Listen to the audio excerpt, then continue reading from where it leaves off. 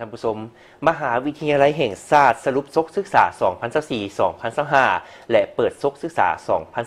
2025-2026 พร้อมกับมอบหับใบยั่งยืนตำแหน่งวิชาการครูอาจารย์ผู้ช่วยครูอาจารย์ประดับเรียนการระลึกวันสร้างตั้งพรรคประชาชนปฏิบัติลาวครบรอบ 70 ปี และเฉลิมฉลองวันครูแห่งชาติ 7 ตุลาคมครบรอบ 31 ปี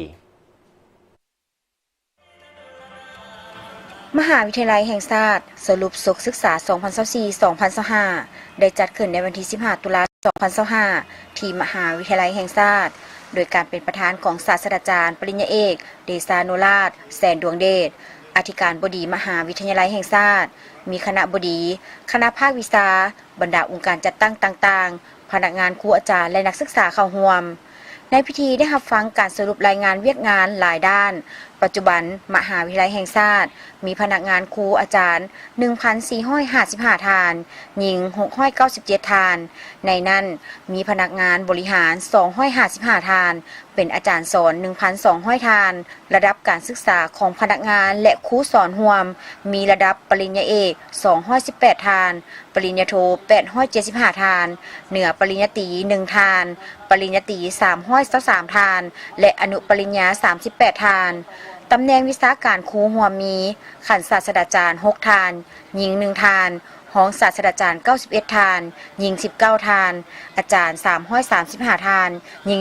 131 ทานและผู้ช่วยอาจารย์333 ทานหญิง172 ทานสถิตินักศึกษาเดือนกันยายน 2025 มี 14,646 คน ในนั้นมีนักศึกษาปริญญาเอก 62 คน ปริญญาโท 1,639 คน นักศึกษาปริญญาตรีและอนุปริญญาตรี 12,945 คน หลักสูตรการเรียนการสอนมีทั้งหมด 262 หลักสูตร ในนั้นเป็นหลักสูตรปริญญาเอก 13 หลักสูตร หลักสูตรปริญญาโท 74 หลักสูตร หลักสูตรนานาชาติปริญญาโท 2 หลักสูตร หลักสูตรปริญญาตรี 123 หลักสูตร หลักสูตรนานาชาติปริญญาตรี 2 หลักสูตร หลักสูตรต่อเนื่องปริญญาตรี 46 หลักสูตร และหลักสูตรอนุปริญญาตรี 6 หลักสูตรซกศึกษา 2024-2025 มีผู้สำเร็จการศึกษา 3,352 คน ปริญญาเอก 5 คน ปริญญาโท 377 คน ปริญญาตรี 2,970 คน อนุปริญญาตรี 4 คนในงานยังได้มีพิธีมอบหับใบยั่งยืนตำแหน่งวิชาการครูอาจารย์ 7 ตำแหน่งและวิชาการผู้ช่วยครูอาจารย์ 12 ตำแหน่งเพื่อจัดตั้งปฏิบัติและชี้นำการเรียนการสอนอยู่มหาวิทยาลัยแห่งชาติและได้ประดับเหรียญการระลึกวันสร้างตั้งพรรคประชาชนปฏิวัติลาวครบรอบ 70 ปี